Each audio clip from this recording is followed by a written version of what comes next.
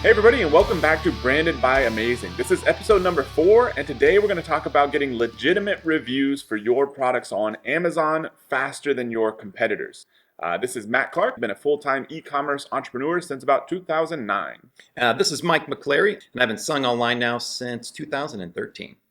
Yeah, so then now we want to talk about, what works today. I mean, first thing is, boring as it may sound, but it makes sense in business and in anything, is to sell high quality products with clear expectations. If customers are happy when they buy your product and it delivers what you said it was going to deliver, you're not over promising on the listing or the images, or kind of like doing a little bit of a bait and switch where they kind of buy something but then you give them something a little bit lower quality, or that just is not as exciting as you may have made it seem. That can lead to bad reviews, or if at best, just not as many reviews. Now, if you sell a product that people are just blown away by, that's great. And you kind of see it like in different markets too. Like almost anybody buying a weight loss supplement kind of probably has expectations that are beyond what the product's actually going to deliver. And so sometimes getting good review ratings in there can be a lot harder. Now, for products that kind of do what they say they're going to do, like a kitchen item, a kitchen sort of cooking pan or something, those ones, they kind of like, if it works and you're allowed to cook stuff with it, then it kind of delivers its expectations. So those a lot of times have way higher reviews. So it is kind of product dependent. And what we've seen also is that not only in your product page on Amazon, you got to make it exciting. You can't be boring at all, but make it exciting, be authentic. Selling a product that's real high quality, it's easy to be exciting about it because you know your product's above everyone else. Another thing that we always tell people to do, include very clear instructions, because you can have the greatest product in the world, but if someone doesn't know how to use it when they get it, they're going to be frustrated and they're probably going to leave you a negative review instead of a good one because they just know how to use your product. Yep. So then now the next part, maybe Mike, talk about the review request button, which hasn't existed that long. No, it's been around, I guess this new feature was released early, I guess near the end of last year is when they released this out there. And this is something that we weren't even asking for. It's not like as customers or sellers on Amazon, we were asking Amazon to give us a new feature to get more reviews. We all want to get more authentic reviews. I think because what Amazon was seeing in the marketplace, people going out there and gaming the review system, giving away products, customers all over the place just getting involved in these review groups as well. They wanted to make something simpler for us. And so out of the blue, Amazon released this review request button. And it is by far the easiest and simplest way to get a review. So if you're a seller on Amazon, then you simply open up an order and there's a big button you can't miss and it says request review. And the nice thing about this is going to initiate an email to the customer and it's not coming from you. So I don't know about you, Matt. I don't like getting tons of emails from all the products companies I buy from. I have an email box full of them, and I need to do something about that. But I don't get any of them because they all go to my wife's email, so I don't know what happens with them. Well, the nice about this feature is the request review button. The email comes from Amazon, so it's not coming from the seller, and people are much more likely to open an email from Amazon. They have a lot of confidence in them, and therefore they're much more likely then to go out and leave a review. And fortunately, you can automate this thing. I mean, you probably know more of the tools that have this available. I mean, one that we're a big fan of is Zoof. We have a partnership with them, so a little bit biased there, but definitely does the automatic review request. If you just go to Zoof.com, ZOOF.com. But which of the other ones? Does Helium 10 offer? Yeah, so Helium 10 has the feature enabled now too. Managed by Stats and Seller Tools as well. And I believe Jungle Scout. Okay. So pretty much all the big players have that now in place. Yeah, so then that'll basically just automate whenever somebody buys your product and you can request a review, they'll just kind of do all that for you. Which is nice. So next thing, maybe we might talk about the Vine Reviews program. Actually, first, Early Reviewer, which is no longer available, then Vine Reviews. Yeah, so one of the easiest ways it used to be to get reviews, and we recommended that anyone starting off did this, there's a program called the Early Reviewer program. It costs $50 in the past to join up, and what it is a way for Amazon to get you 5 reviews for your product. Now, it may seem like that's not a lot, but even having just a handful of good reviews starting off really helps. So what Amazon would do is they would then send a request for review for your product on your behalf.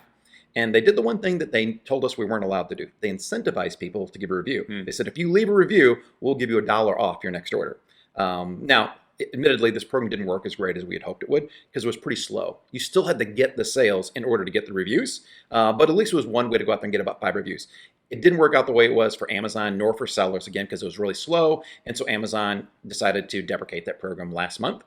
However, in its place, we now have what's called the Vine program, which is much better. This program right now is free.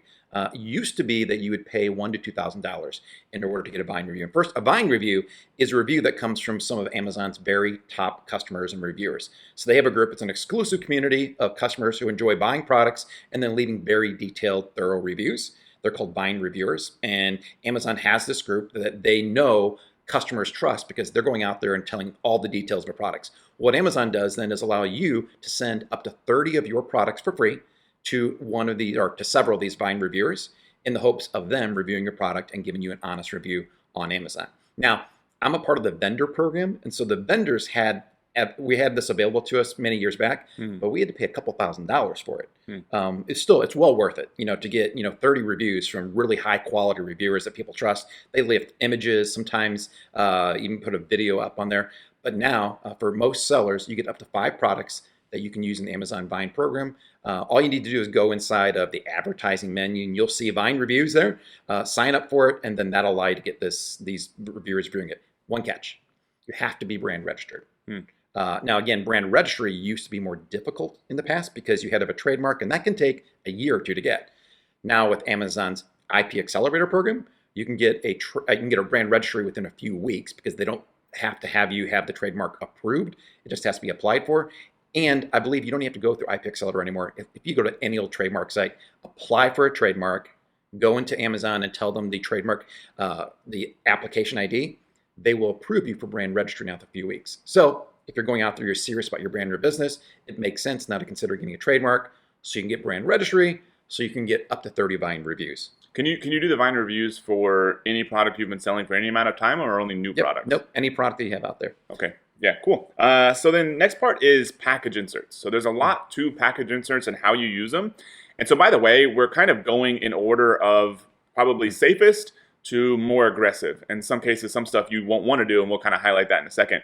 So we've talked about, just selling a good product, also using the review request button, automating it, and then Vine reviews. So now we're at package inserts. So the very basic version of using package inserts to possibly get more reviews is what I think is just kind of a waste of time, is just giving basic contact information. Like so many people still do, it just blows me away that with package inserts, they'll basically just be like, contact us, please. And then nobody ever does. And they're like, why are my package inserts not working? So that's one level of using package inserts. Next level is to incentivize to get their contact information. Now, this could be a free product. You're not asking for reviews at all. This could be a free product. It could be a warranty. It could be a coupon. It could be anything. And so you're at least giving them a reason to give you their email address, or you can use, text short code. I like Textiful just because it's so simple to set up and use. It's a little bit rigid once you have it set up to like move people around to different lists and that kind of thing, which is kind of the downside. But it's super easy to set up a text short code, put that on a package insert, have people text. You can even integrate it with email providers like MailChimp. So that works really well. I like tying the package insert offer to the product. An easy option is always just give another free product. People do this in the supplement world because typically they're pretty cheap. If you have a more expensive product, think about, what are people's concerns whenever they get the product? Is it a breakable product? Then maybe offering a guarantee that, hey, if this thing breaks, we're going to replace it, no questions asked, but you've got to register, is extremely important. So see if you can tie it into the product. If not, just give something away for free if that economics works out for you. What we do, and we were talking about this the other week, I still on every single product, our insert asks them to contact us or register their product to activate their warranty. Yeah. Now, that seems to work great because we get a lot of people actually taking us up on that. In reality, we're still going to honor any request for a warranty, but just having that little bit of incentive to them to activate it seems to get them want to contact us more. So that's working out really well. Now, I do have a question for you. What are your thoughts on QR codes? I still think, if you see something, I can't remember who it was. Like, it was like after this whole pandemic where you're almost like forced to use QR codes in restaurants. I was with somebody, and maybe it was my mom, and she's pretty technically savvy actually. And so but she was like still struggling like using a QR code thing. And I feel like after all this time, like it's just crazy. And so I think that's most people's situation. Not most people, but there are a lot of people's situation. And so if you're going to use your QR code, which can make things easier, I would also include a URL. Yeah, say, hey, definitely. either scan this or visit this URL, and make the URL super clear, super easy to type in. Buy a domain that's very short if you can. Don't let it be like, bit.ly / and then 18 random characters, capital, not capital. Like that's just makes it way harder for people. Instead, just do something super short, maybe like one word after your own domain, or buy a short domain, something really easy to type in if you are going to do a QR code. I would never only have a QR code. Yeah, I would also recommend using a QR code service. That way, in case you ever want to change that QR code, because once you print them up, they're there. You Yeah. can't change it. But if you need to redirect it to a different website, maybe your Facebook page or whatever it is, you can do that. There's several out there. You can just kind of Google QR code service and they'll allow you to dynamically change the location they're going to. Yeah, and one thing you may consider doing that we just did for a brand is if you're going to give people a free product, you may not want to say what the product is, which sounds crazy. But I bought product from the supplement manufacturer for personal use, and they were like, get a free product. And I kind of assumed it was going to be a bottle of the same product, but that was probably too expensive for them. So instead, they gave me this kind of like protein shaker tumbler kind of thing. And I was like, okay, cool. I'll still get it for free. I use these things because I make a protein shake almost every day for, before the middle of the day. And so that was actually not that bad. But we found it useful in this brand because we were launching new products on Amazon, and we're like, okay, at first we're willing to be really aggressive to get people's contact information, and so we'll give an entire another free unit of that product. But then we're like, when we get to some critical mass of reviews, we want to instead swap that out for maybe like a sample size. So we didn't actually say what product they were going to get. We were just say, hey, get a free product, and then gave the URL so that then we can dynamically swap that out on the landing page. We don't have to, be stuck with whatever's on the product packaging. Yeah, that's a great idea. We just bought a butter dish, and the free product was a butter knife. Yeah. But and they told us what that was. So because I'm in this business, I wanted to see exactly what the review offer was. But you also have to think about if you do tell them what the product is. Again, I recommend don't tell them what it is. If you do tell them what it is, make sure it's something that's going to incentivize or convince them to actually log on and give them the contact information. If it's something cheap, no one's really going to want. Yeah, for sure. So yeah, just giving a package inserts, just getting people's contact information is one level. So then at least you can follow up with them. So the question is what do you do after you get their contact information? And there's safer options and there's less safer options. So one option is to, follow up after a week or two and ask them to leave a review of your product. So it's not immediately after you give them this free product, and maybe even better, especially if you're just having them activate a warranty, maybe it doesn't matter as much. But if you're giving them a free product, literally waiting until they actually receive that free product before you ever even ask for a review. That's probably the safest option. Right. There's the term is reciprocity. Someone just naturally feels like if they got something from you, they're willing to go out there and do something back for you as well. Yeah. So then kind of escalating this a little bit, the next option is as soon as you get their information, then immediately ask them for a review. And so it's not, I'm only going to give you this if you give me a review. It's just like, hey, your thing is on its way now. By the way, what did you think about this product that you bought for us? Which is how they're registering for this whole thing because they came from the package insert, is asking them to write a review immediately. And no matter what their review rating is, having them posted to Amazon or asking them to post it to Amazon, telling them to be unbiased, that kind of thing. Escalating a little bit further is you ask them to give you a rating. Did you like this product? Yes or no, or 1 to 5 stars. And this is all on your own system. And then if they give you a 5-star rating, then you ask them to go post it to Amazon. If they give you less than a 5-star rating, you have them either go nowhere. It's like, okay, cool, thanks for your feedback. And you don't tell them anything about Amazon. Or just send that information to you so hopefully you can make them a happier customer. That's getting definitely a little bit more aggressive because Amazon, I believe, says explicitly you're not supposed to do that. So they did not used to say that scenario you couldn't do that. They were very vague in what you could and could not do. Now they explicitly state in the terms you can't filter out negative and positive reviews. So going down that route, while probably very effective, if Amazon ever finds out, and let's think about it, like even though you're on your own personal site doing this, all it takes is one Amazon employee to buy your product and see that happen, and then you're clearly violating the terms of service from Amazon. And Amazon's pretty serious about their reviews right now. It's one of the most important assets they have is their customer trust. So they're not going to take these kind of things lightly. Yeah. So then probably the most aggressive option of this, which we would absolutely not recommend, and I saw it the other day, believe it or not, is with a package insert, somebody basically would not give me the free product until I could prove to them that I wrote a review. That's about as blatantly against Amazon's rules as possible. When it's crazy because this is a company that sells an extremely popular product in sort of a niche market, but kind of mass market, I guess. But they're probably selling a ton of this thing. I'd have to go look at their stats, but based on the number of reviews and how popular they are and how they rank and everything, I imagine they're selling hundreds of thousands of dollars a month of this product, and they're being about as aggressive as possible as you can on reviews, which I just think is a ridiculous risk to take. And the additional cost, if their concern is that they don't want to waste money on giving away a free product before they get the review, I got to believe that the cost for those few extra people that don't leave the review is well worth not having your business at risk. Yeah. And the people that are still going to give you a review most likely anyway. Yeah, for sure. So I don't know about you, Mike, but like, it's very subjective because getting anybody's contact information and marketing to them outside of Amazon is going to be against Amazon's rules. Doing anything at all to quote unquote manipulate ranking on Amazon, which could be even including like a keyword in your title, depending on how far you want to take it, is against Amazon's rules. And so some of this stuff ends up being kind of gray area because it's like you could do almost nothing if you followed Amazon's rules to a T, and some of it's kind of vague. So you don't really know what is cool, what's not cool. So some of this stuff kind of ends up being subjective. And so where I think you're probably okay is if you ask people to they grab the package insert, they go to the URL, they give you their information. You're like, okay, cool, your free product's on the way. By the way, what did you think about the product that you bought? No matter what they answer, ask them to go leave it on Amazon. So you are asking for the review immediately. It's not dependent on them getting this free product, but you're also not filtering it. To me, that's my level of comfort, but I don't know if you agree or No, disagree. that's exactly where I'm at right now too, and that's what we tell a lot of people to do, as a matter of fact, because that seems like you're not filtering, you're not violating anything they explicitly say about reviews that you can't do, and also I feel good about it. I Yeah. feel pretty good about letting people tell me if they don't like the product. I do want to know. I don't want it to show up on Amazon, but if it does, then there's probably something I need to look at in my product. Yeah, and we know some people that are very successful selling on Amazon. They help a lot of people succeed on Amazon. And then they're a little bit more conservative. They don't want to ask for a review for at least a couple weeks. I think even a couple weeks after the person receives the free thing. So it's completely disconnected. And that may be a perfectly good option. It's kind of whatever you're comfortable with in that stage. You may be even more conservative than that. But that's just giving you kind of a different perspective. That's equally as valid. One of the things that, when you're talking about these gray areas, which it's frustrating because we're playing in Amazon's, sandbox. We have to play by their rules, whether we like them or not.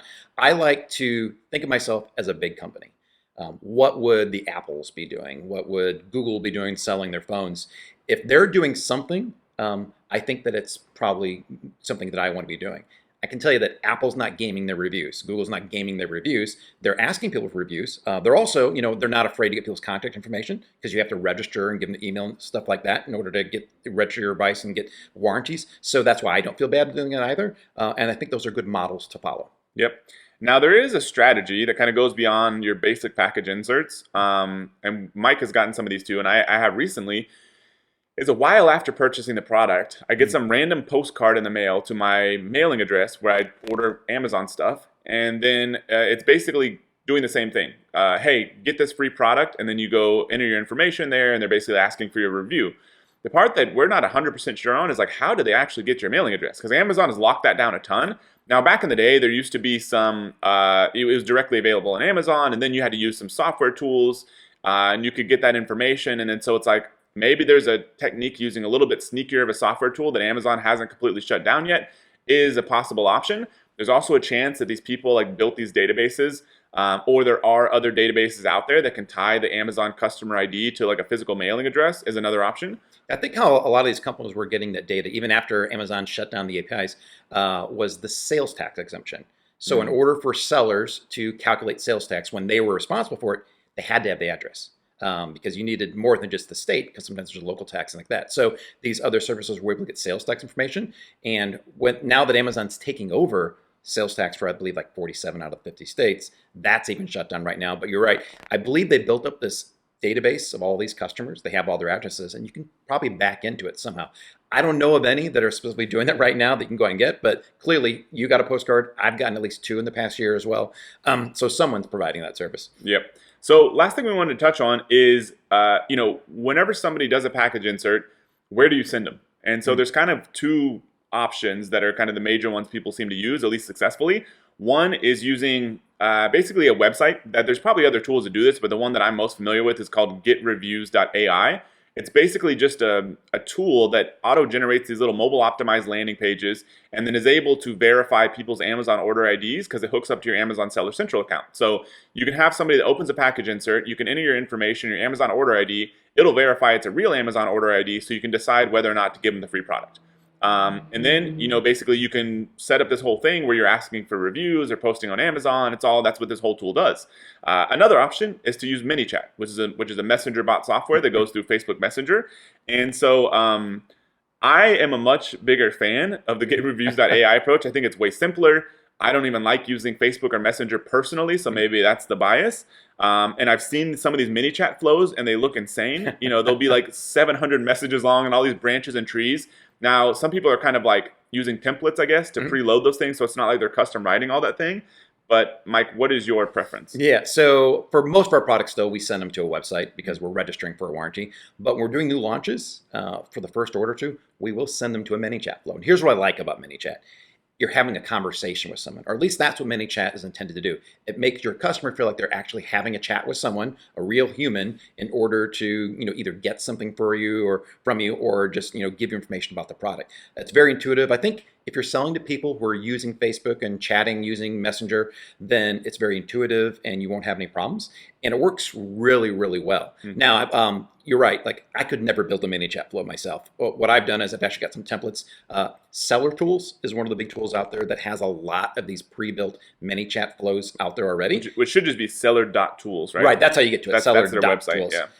Troy, owner of the company, know him, great guy. Yeah. And they provide these templates as long as you're using their software. And it works really well. You still have to tweak these. There's no template that just works out of the box. You have to be able to go in there and enter your product information and come up with some details about it.